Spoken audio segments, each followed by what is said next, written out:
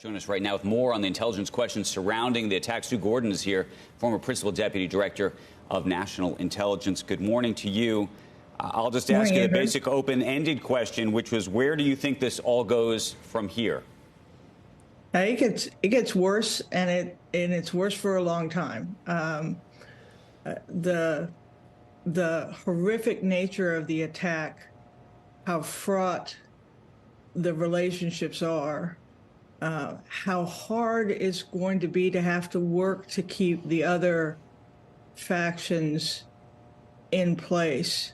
This is going to be long, likely bloody, and create some really difficult, nuanced decision-making for an Israeli government that isn't in its strongest footing. Even though the kind of war effort unifies people, as days wear on, boy, the adrenaline wears off, and then you start asking questions. So this is going to be long and tough. So when you say long, are you talking about weeks, months, a year, more than that? What does this look like? And both in terms of from an intelligence perspective or from a strategic perspective, how do you imagine Israel goes about this? And then, by the way, on the other side, how do you imagine Hamas retaliates if they are going to retaliate to what is, let's be very clear, something that started with Hamas, and this is a retaliation for that? It is. So I don't want to put a bound on it. It changes the region. It is forcing, yet again, dealing with the Israeli-Palestine issue that keeps on trying to be put in some sort of stasis. It's going to be bloody. I will tell you, there will be ripple effects, certainly for years, that we just can't predict yet what comes and what rises out of this. Norm made a great point about ISIS area, and I think if you think to that, all the unintended and unexpected events that arose as that fight was waging. So I wouldn't put a bound on it, but I will tell you it's a long time, and it has changed a lot of equations in the region. So we don't think of Iran as the swing producer of oil anymore, but I mean it matters what's happening there. That's one thing that I worry about. I worry about our SPR. It's not full. I don't know how we deal with that. And then my biggest fear is how close Iran is to being nuclear capable. And when you see something like this, you realize there's no sanity there. There's no governor. Anything is possible in Iran, is it not? Yeah, I think all those concerns are real. Probably